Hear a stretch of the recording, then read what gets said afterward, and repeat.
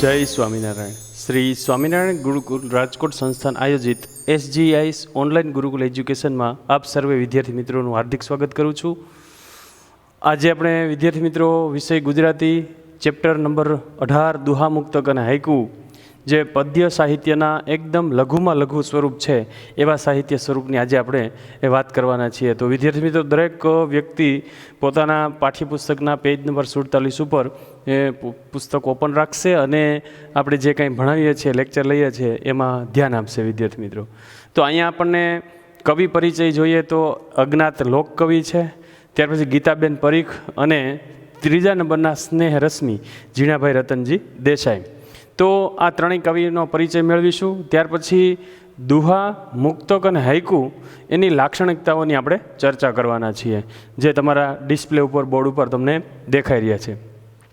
તો અજ્ઞાત લોકકવિ એટલે કોઈ અજ્ઞાત છે, કોઈ આપણે જાણતા નથી એવા એક કોઈ કવિ છે કે આપણે અગાઉ સાહિત્યનો પરિચય મેળવ્યો છે અને લોક સાહિત્યની પરંપરાની જે કંઈ પ્રચલિત છે એ દુહાની અંદર વાતુચીતું પડેલી હોય છે. દુહાની અંદર શું હોય છે તો કે ભાઈ નીતિબોધ એમાં આપવામાં આવ્યો હોય, નીતિ વિષયક વાતું કરવામાં આવે. ભાઈ અહીંયા જે રજૂ થયેલ છે દુહા, એની અંદર એવું છે કે એનો સારાંશ એવું કહે છે કે દુઃખમાં વ્યાકુળ થવાને બદલે એ દુઃખ દૂર થતું નથી વ્યાકુળ થવાથી, પણ ઉદ્યમ અને મહેનત કરવાથી, પ્રયત્ન કરવાથી એ દુઃખ દૂર થાય છે. અને બીજો દુહો છે એમાં ઉપકાર ઉપર ઉપકાર કરે, એ તો એક વ્યવહાર કહેવાય કે ભાઈ આજે તમે મારે ત્યાં કામે આવ્યો, હું તમારે ત્યાં કામે આવું, એટલે એક વ્યવહાર છે. પણ ઘણા લોકોનો એવો વટ હોય કે અપકાર ઉપર પણ એ ઉપકાર કરતા ભૂલતા નથી. તો ખરેખર એક ક્ષત્રિય વટ કહેવાય. તો એ અહીંયા એની વાત કરેલ છે. ત્યાર પછી ગીતાબેન પરીખ, એનો પરિચય મેળવી લઈએ કે કવિયત્રી છે ગીતાબેન સૂર્યકાંત પરીખ, જેનો જન્મ છે 1929 અને 2012ની અંદર એનું મૃત્યુ થયેલું. પૂર્વી, ભીનાશ અને એ નામના કાવ્ય સંગ્રહ એમણે આપેલા છે અને એણે મુક્તકો બહુ સારી રીતે, ચોટદાર રીતે, ચમત્કૃતિ સાથે રજૂ કર્યા છે. મુક્તકની અંદર શું હોય તો કે ભાઈ 2-4 લીટી હોય છે અને એના વિચારોનું સઘન રચનાત્મક નિરૂપણ થયેલું હોય છે બહુ સારી રીતે. એમાં રસ નામના એક પંક્તિના મુક્તકમાં કવિયત્રીએ દ્રષ્ટાંતથી રસ સભરતા અને શુષ્કતા એ બંને વચ્ચેનો ભેદ સ્પષ્ટ કર્યો છે.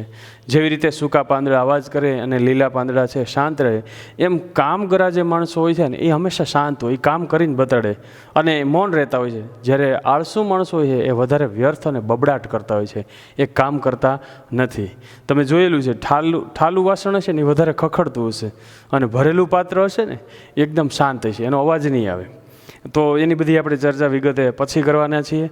અહીંયા સ્નેહ રશ્મિ એટલે કે ઝીણાભાઈ રતનજી દેસાઈ, જે ઉપનામથી સ્નેહ રશ્મિથી જાણીતા છે, તેઓનો જન્મ છે 1903 અને મૃત્યુ છે 1993ની અંદર. ચીખલી ગામ છે, જે વલસાડ જિલ્લાનું ચીખલી ગામ છે, ત્યાં એના વતની હતા. પછી અમદાવાદનું અંદર ચિમનલાલ નરસિંહલાલ વિદ્યા વિહારની અંદર તેઓ આચાર્ય તરીકે પોતે કામ કરે છે, કામ કર્યું હતું. અધ્ય, પનઘટ વગેરેને લોક સાહિત્યના એ કાવ્ય સંગ્રહ આપેલા. ત્યાર પછી એણે એક નવો સાહિત્ય પ્રકારની શરૂઆત કરેલી. સૌપ્રથમ જાપાની કાવ્ય સાહિત્ય પ્રકાર જે હાઇકુ છે, એ ખરેખર જાપાન દેશની અંદર એટલા શબ્દોમાં, એટલી પંક્તિઓમાં એ રચાતું. તો એનું માળખું બેકગ્રાઉન્ડ લઈને આપણે સ્નેહ રશ્મિ ઝીણાભાઈ રતનજી દેસાઈ એ પ્રયોગ કરેલો હાઇકુનો અને સોનેરી ચાંદ, રૂપેરી સૂરજ આપેલ છે. એમાં લય મધુર ગીતો છે, કોમળ ભાવ સ્પર્શી હાઇકુ વિશે એ પોતે જાણીતા બન્યા છે.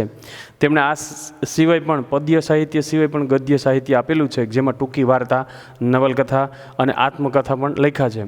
એટલે ગદ્ય પદ્ય સાહિત્યકાર કહી શકાય, એને કવિ પણ કહી શકાય અને લેખક પણ કહી શકાય. કવિ એને કહી શકાય જે કવિતાઓ રચે, પદ્ય રચનાઓ રચતો હોય, અને લેખક એને કહેવાય કે જે વાર્તાઓ, નવલકથા, નાટકો એ બધું લખતો હોય છે. તો ગદ્ય પદ્ય બંને વસ્તુ એણે લખેલી વિદ્યાર્થી મિત્રો, એટલે એ બંને તરફ એનું નામ પ્રચલિત થયેલ છે. હવે અહીંયા પહેલું જે હાઇકુ છે વિદ્યાર્થી મિત્રો, એની અંદર સૂકી ડાળ ઉપર પોપટ બેસવાથી જાણે કે વૃક્ષને લીલા પાન ફૂટી ગયા છે એવી કલ્પનાનો ભાવ એ રજૂ થયો છે. અને બીજા હાઇકુની અંદર એક એવી વાત થઈ છે, કલ્પન ભાવ છે રજૂ કર્યો છે કે અંધારું બધી વસ્તુઓને કાળાશથી રંગી દે છે, પણ એનાથી દીપક રંગાતો નથી. એટલે એ આપણે જ્યારે દુહા મુક્તક અને હાઇકુ લઈશું ત્યાં અત્યારે પરિચય છે, એટલે આપણે આગળ વધીએ વિદ્યાર્થી મિત્રો. હવે આપણે જે વાત કરવી છે એ દુહા એ કોને કહી શકાય અથવા દુહાનું સ્વરૂપ શું છે? તો કે ભાઈ દુહા છે ને એ દુહાને મુક્તકનો એક પ્રકાર આમ તો કહી શકાય, કારણ કે આપણા ખાસ સૌરાષ્ટ્રમાં લોક સાહિત્યની અંદર જોમદાર અને માર્મિક દુહાઓ છે એ લોકો દ્વારા રજૂ થતા જોવા મળે છે. દુહાના આમ તો 4 ચરણ હોય છે. દુહો છે ગાઈ શકાય હોય છે, એનો નાજુક ભાવ હોય છે, ચિત્ર, વિચાર અને બોધ આ દુહાની અંદર ખાસ જોવા મળે છે. એની અસર પણ એવી પાછી ચોટદાર હોય છે વિદ્યાર્થી મિત્રો, કે દુહાની રચનામાં લાઘવતા જોવા મળે. એકદમ ટૂંકાણ દુહો છે, એકદમ ટૂંકો હોય, રસ પ્રચુરતા હોય, રસથી ભરપૂર હોય, અને એ તમારી સામે ચિત્ર શક્તિ એવી રજૂ કરે કે ચિત્ર ખડું થઈ શકે એવો જોમ એની અંદર જુસ્સો રહેલો હોય છે.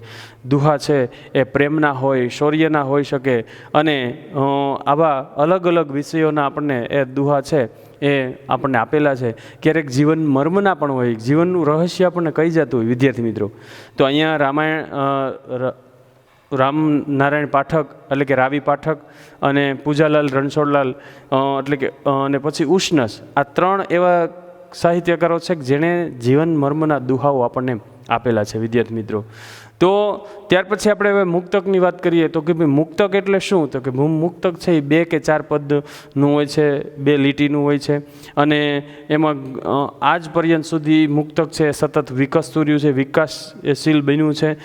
સંસ્કૃતના સુભાષિતો જ ખાસ તો એ મુક્તકો ગણાય છે, અને જેમાં જીવનનું સારરૂપ ડહાપણ પણ એની અંદર એક ગૂંથાતું જોવા મળે છે. ત્યાર પછી મધ્યકાલીન ગુજરાતી સાહિત્યકારો જે થઈ ગયા એમાં વછરાજ, શામળ, ભીમ અને અખા જેવા કવિઓએ પણ આ છપ્પા દ્વારા, ચોપાઈ દ્વારા મુક્તકનું સ્વરૂપ આમ તો પ્રગટ કર્યું જ છે વિદ્યાર્થી મિત્રો. અને દુહારૂપ મુક્તકો પણ આપણા લોક સાહિત્યની અંદર ખૂબ પ્રચલિત બન્યા છે. તો મુક્તક એટલે એને શું કહેવાય? તો ભાઈ મુક્તક એટલે મુક્ત, સ્વતંત્ર એક કાવ્યનું સ્વરૂપ છે. મુક્તક એટલે મોતી. કેવું મોતી? તો કે નાનું મોતી, જે માળામાં રહેવાયું સર્જાયું હોય એ એકલું પણ ભારે તેજસ્વી અને ભારે ઓજસ્વી એવું મોતી વિદ્યાર્થી મિત્રો. ત્યાર પછી એના લક્ષણો કહેવાય તો કે ભાઈ મુક્તક એકદમ સંક્ષિપ્ત હોય, નાનું હોય છે. ગાગરમાં સાગર ભરવા જેવી વાત છે વિદ્યાર્થી મિત્રો. એમાં દ્રષ્ટાંત, બોધ, નીતિ, શૃંગાર, પ્રેમ, શૌર્ય, ચિંતન, પ્રકૃતિ આવા વિષયો પર એનું રજૂઆત થઈ છે. અને મુક્તકની ભાષા એકદમ સરળ અને ચોટદાર હોય છે. ત્યાર પછી પાછું પ્રાસયુક્ત પણ મુક્તક જોવા મળે છે. હવે હાઇકુ છે એ ખરેખર એક જાપાની સાહિત્ય પ્રકાર છે, જે 1960ની અંદર ઝીણાભાઈ રતનજી દેસાઈ સૌપ્રથમ એ પ્રયોગ કરેલો. એની અંદર ટોટલ અક્ષર ગણો તો 17 અક્ષર હોય, 5, 7, 5 એ લીટી ધરાવે છે. એટલે પહેલી લીટી 5 અક્ષરની, બીજી લીટી 7 અક્ષરની અને ત્રીજી લીટી 5 અક્ષરની. હાઇકુ છે એ આમ તો સાદી સરળ ભાષાની અંદર, સંક્ષિપ્ત ભાષાની અંદર રજૂ થતી હોય છે. ચિત્રાત્મક કાવ્યકૃતિ હોય છે. ઘણી વખત કવિઓ એમ કહે છે કે હાઇકુ જ બોલે છે, કવિઓ બોલતા નથી. કોઈ કવિ બોલતો નથી, માત્ર હાઇકુ બોલે છે, બરાબર. તો આ રીતે અહીંયા આપણને 3 સાહિત્ય પ્રકારનો આછેરો પરિચય આપવાનો પ્રયત્ન કર્યો છે વિદ્યાર્થી મિત્રો. તો તમારી રીતે તમે વ્યવસ્થિત એને પાઠ્યપુસ્તકની અંદર પણ પ્રાપ્ત કરી શકો છો. 48 અને 49 પેજ ઉપર આ 3 દુહા, મુક્તક અને હાઇકુના એ વિશે સમજ આપેલી છે, તો જરાક જોઈ લેવી. હવે જે દુહો છે કે વિપત પડે ના વલખીએ ને વલખે વિપત ન જાય, હે વિપત પડે ના વલખીએ ને વલખે વિપત ન જાય, વિપતે ઉદ્યમ કીજીએ એ તો ઉદ્યમ વિપતને ખાય. વિપત પડે ના વલખીએ ને વલખે વિપત ન જાય, વિપતે ઉદ્યમ કીજીએ ઉદ્યમ વિપતને ખાય. વિદ્યાર્થી મિત્રો, આ દુહાની અંદર બહુ સરસ રજૂઆત કરેલી છે. વિપત એટલે મુશ્કેલી, આફત, તકલીફ. તકલીફ પડે તો બહુ વલખા મારવાની કે ઠેક ઠેકાણે એ ખોલીને બેસવાની કે વાતું કરવાની જરૂર નથી. વિપત પડે વલખા ન મારીએ, કારણ કે વલખા મારવાથી કોઈ દુઃખ દૂર થઈ જતું નથી. તમારે પોતાને આવેલું દુઃખ હોય. હવે દુઃખના ઘણા બધા પ્રકાર હોય. અત્યારે વૈશ્વિક એક મહામારી ચાલી રહી છે, COVID-19. એ તો તમે જાણો છો. હવે તો આપણે શબ્દ સાંભળીને પણ થાકી ગયા છીએ. મોબાઈલ ફોન કરો તો પણ એમાં રિંગટોનમાં એ જ વાગતું હોય છે. એટલે આપણે એ વસ્તુથી કંટાળી ગયા છીએ. અત્યારે બ્રેઇન વોશ થઈ ગયું છે આપણું COVID-19થી, બરાબર, એમ વાયરસથી. પણ અત્યારે એ એક ખરેખર એક મહામારી છે, એક મુશ્કેલી છે આપણા સૌ માટે. જે નોકરી ધંધા રોજગારી ખાણીપીણી એ આપણે જે દુકાનો બંધ રહેવી, જે બજારો બંધ રહેવી, એનો આપણે ભીષણ સામનો કરી રહ્યા છીએ. સાથે સાથે એ વાયરસ એટલો બધો આપણી અંદર એ પ્રવેશતો જાય છે કે માણસો બોર પડે તેમ ટપોટપ મરવા માંડ્યા છે અને સીધો ઓક્સિજન ઘટે છે, સીધી તકલીફમાં મૂકી દીધો. જો એટલે હવે આ માની લો કે આ પ્રકારનું કોઈ પણ દુઃખ હોય, કોઈને પૈસા ન હોય, કોઈને ખાવા પીવા અનાજ ન હોય, કોઈને માથે છત છીનવાઈ જાય, કોઈને મા બાપ છીનવાઈ જાય, કોઈને નોકરી ધંધા વગરના થઈ જાય, રોજગારી વગરના થઈ, તો હવે એ બધી વસ્તુ આવી છે, બરાબર. તો આ સિવાય બીજું શારીરિક કંઈ પણ દુઃખ હોઈ શકે. ઘણીવાર કંઈ કુટુંબમાં ઝઘડા હોય, નાના મોટા કલેશ હોય, સંબંધોમાં ખટાશ આવી જતી હોય, તો વિદ્યાર્થી મિત્રો અહીંયા એમ કીધું છે કે વિપત પડે ના વલખીએ ને વલખે વિપત ન જાય, વિપતે ઉદ્યમ કીજીએ. જ્યારે દુઃખ આવે ને ત્યારે કામ કરવાનું. બેઠા બેઠા વિચારોને અંદર લઈએ એટલે માઇન્ડ છે નેગેટિવ બને. જેવા વિચારો કરીએ એવું વાતાવરણ બને, અને જેવું વાતાવરણ બને એટલે આપણે એની અંદર ઘૂંટાવા માંડીએ. પણ કવિએ ચોખ્ખું કીધું છે, અજ્ઞાત લખે છે કે વિપતે ઉદ્યમ કીજીએ. વિપત પડે એટલે દુઃખ આવે એટલે અમુકનું કામ કરવાનું, ડબલ કામ કરવાનું, મુશ્કેલીના સમયમાં કામ કરવાનું, કામમાં આપણો જીવ પુરોવાય, આપણા વિચારો છે ને એ ચેન્જ થાય. ઉદ્યમ વિપતને ખાય. ઉદ્યમ એટલે મહેનત. આ મહેનત કરીએ ને એ આપણું જે વિપત એટલે કે મુશ્કેલી આફત એને એ ખાઈ જાય છે, એ દૂર કરી દે છે. તમે આખો દિવસ ઘરમાં બેઠા બેઠા એ કંઈ પણ કામ કરતા હોય તો કેટલી ઘડી, પણ પછી આપણે મગજમાં વિચારો આવવાનું શરૂ થાય. ઓલું આખો દિવસ પોતે બારે કામ ધંધો નોકરી કરતો હોય, એ પોતાની રોજગારી માટે રળતો હોય, તો એમાં એને થાકી પાકીને આવ્યો હોય તેને ઘરમાં એવા નવરા પીડા વિચારે ન આવે. ગુજરાતીમાં કહેવત છે ને, નવરો નખો દવાળે. પણ નવરા માણસોનું એ કામ છે. પણ જે કામ કરતો હોય, ઉદ્યમ કરતો હોય, મહેનત કરતો હોય, એને એવો 1 મિનિટે ટાઈમ ન હોય વિચારવાનો. વિદ્યાર્થી મિત્રો, એટલે જો આપણું જીવન છે એ બહુ મર્મ અને રહસ્યથી ભરપૂર છે. ક્યારે કોનું શું થાય એ કોઈ કહી શકતું નથી. આપણે આપણું ભવિષ્ય જાણી શકતા નથી. બસ ઈશ્વર ઉપર શ્રદ્ધા રાખી આપણે જે કંઈ તકલીફ મુશ્કેલી આવે વિદ્યાર્થી મિત્રો એનો સામનો કરતા શીખવાનું, અને વારે વારે બધાને કહેતા ફરવાનું નહીં. કારણ કે એના કહેતા ફરવાથી આપણું દુઃખ દૂર થઈ જતું નથી, ઉલટાનું આપણે એમાં વધારે હેરાન થઈએ છીએ. બલકે આપણે પ્રયત્ન એવો કરવાનો કે આવનારું જે આવેલું દુઃખ છે એ કેમ દૂર થાય એના માટે આપણે સતત પ્રયત્નશીલ રહેવાનું, એ કાર્ય કરતું રહેવાનું. ત્યાર પછી કે છે ગુણની ઉપર ગુણ કરે ને એ તો વ્યવહારાવટ. કવિ શું કે જો કે ગુણની ઉપર ગુણ કરે ને એ તો વ્યવહારાવટ, અવગુણ ઉપર ગુણ કરે એ તો ખરી ખત્રિયાવટ. જો બહુ સરસ કીધું છે. વિપત પડે ના વલખે ને વલખે વિપત ન જાય, વિપતે ઉદ્યમ કીજીએ એ ઉદ્યમ વિપતને ખાય. એમ ગુણની ઉપર ગુણ કરે એ તો વ્યવહારાવટ, અવગુણ ઉપર ગુણ કરે એ તો ખરા ખત્રિયાવટ. એટલે વિદ્યાર્થી મિત્રો અહીંયા બહુ સરસ બીજા દુહાની અંદર સમજ આપી છે કે ગુણની ઉપર ગુણ કરે એ તો વ્યવહારાવટ. વ્યવહારાવટ તળપદો શબ્દ છે, વ્યવહારા એટલે વ્યવહાર, ગુણ ઉપર ગુણ. આજે એક સપોઝ કોઈને કામ પડ્યું હોય ને કોઈ વ્યક્તિને એકબીજા સાથે અરસપરસ, આજ હું તમારે ત્યાં કામે આવું, આજ તમે મારે ત્યાં કામે આવો સામે રિપ્લે તરીકે, તો એ એક પ્રકારનો આપણો વ્યવહાર થયો.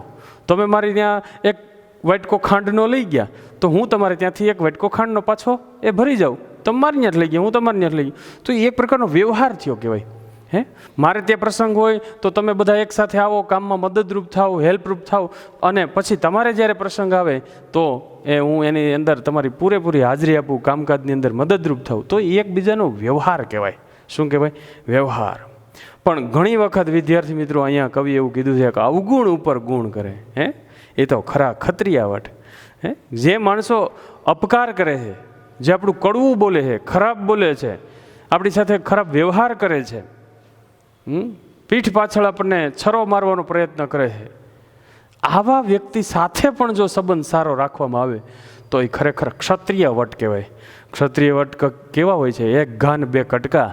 એક વખત કોઈ નેક ટેક લઈ લે પછી આજીવન પર્યંત એ પેઢી દર પેઢી એ નેક ટેક ટકે, પણ ભલે પોતે ખપી જાય પણ એનું વ્રત છોડે નહીં. એવા ક્ષત્રિયો છે આપણે પીડ્યા છે વિદ્યાર્થી મિત્રો આજે પણ.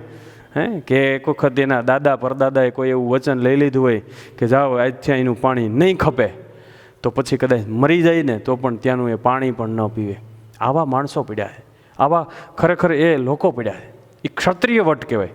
તો ક્ષત્રિય વટ કોને કહેવાય કે અવગુણ ઉપર ઘણા બધા તમે આપણા રાજા રજવાડાઓમાં એવું જોયું છે કે દુશ્મનોનું દળ કટક આવતું હોય ત્યારે પોતાના પુત્રોને પણ એને ખપાવી દીધા છે, માથા વઢાવી દીધા છે. એ ક્ષત્રિય બધા, એ ક્ષત્રિય વટ કહેવાય. ક્ષત્રિય એટલે ક્ષત્રિય વટ. અહીં શબ્દો પ્રાસ બેસાડવા માટેથી એ શબ્દ વાપરેલ છે. પણ અવગુણ ઉપર ગુણ કરે. કોઈ આપણું ખરાબ ઈચ્છે છતાં એનું તમે સારું કરો, ભલું કરો, એ આપણો કેવો કહેવાય? ક્ષત્રિય વટ કહેવાય. તો આ રીતે એક લોક સાહિત્યની અંદરથી આ દુહા છે પસંદ કરેલ છે. ત્યાર પછી વિદ્યાર્થી મિત્રો, સૂકા પર્ણો વન ગજવતા શાંત લીલા સદાય, એક મુક્તક છે ગીતાબેન પરીખનું. સૂકા પર્ણો, અહીંયા માની લો કે કોઈ આપણે એક ચિત્રના રૂપમાં જોઈએ કે કોઈ એક જંગલ છે, તેમાં સૂકા પર્ણો પડ્યા છે અને તમે એની માથે ચાલો એટલે એ પાન છે એ અવાજ કરવાના છે. અને શાંત હોય ને એ લીલા સદાય, લીલા પાન છે એ હંમેશા શાંત હોય, એમાંથી અવાજ નથી આવતો. પણ હવે સમજવાનું બીજી રીતે છે કે જે માણસની અંદર અજ્ઞાન હોય, અધૂરપ હોય, ઓછપ હોય, એવા લોકો, એવા વ્યક્તિ શું કરે? વધારે બબડાટ કરે, વ્યર્થ બબડાટ, બોલીને બાફી નાખે. વ્યર્થ બધું. સૂકા પર્ણો વન ગજવતા. જે માણસની અંદર આવડત નથી, અણઆવડત છે, ઓછપ છે, અધૂરપ છે, કંઈક ખામી છે, તો એ શું કરશે? એ વધારે વ્યર્થ બબડાટ કરવાનો, એ બફાટ કરવાનો અથવા વધારે પડતો બોલવાનો એ પ્રયત્ન કરશે. પણ જે માણસ જ્ઞાની છે, જે ગહન છે, એ લીલા પાંદડા સાથેની ઉપમા આપી છે, એ મૌન રહેશે. જે આળસુ માણસ છે, કામ નહીં કરવું હોય ને, એ શું કરશે કે એ ખોટે ખોટું બોલીને બગાડ નાખશે, બોલીને આંખે થશે, કામ નહીં કરે. આળસુ માણસની નિશાની. પણ જે શાંત માણસો છે એ લીલા પાન જેવા કીધા, એ મૌન ધારણ કરી લે છે. કામ તમને કરીને બતાડશે, એ કામ કરશે પણ કહેશે નહીં કોઈને, એકદમ શાંત ચિત્તે પોતાનું કામ કરશે. એટલે એ અહીંયા આપણને એ વાત કરેલી છે કે અધૂરપવાળી વ્યક્તિ છે એ વધારે દેખાડવાનો પ્રયત્ન કરે છે અને હકીકતમાં પોતાની અધૂરપ ઢાંકવાનો પણ પ્રયત્ન કરે છે. જ્યારે બહારથી શાંત દેખાતો માણસ છે ને, એ ખરેખર ગુણોથી સભર હોય છે.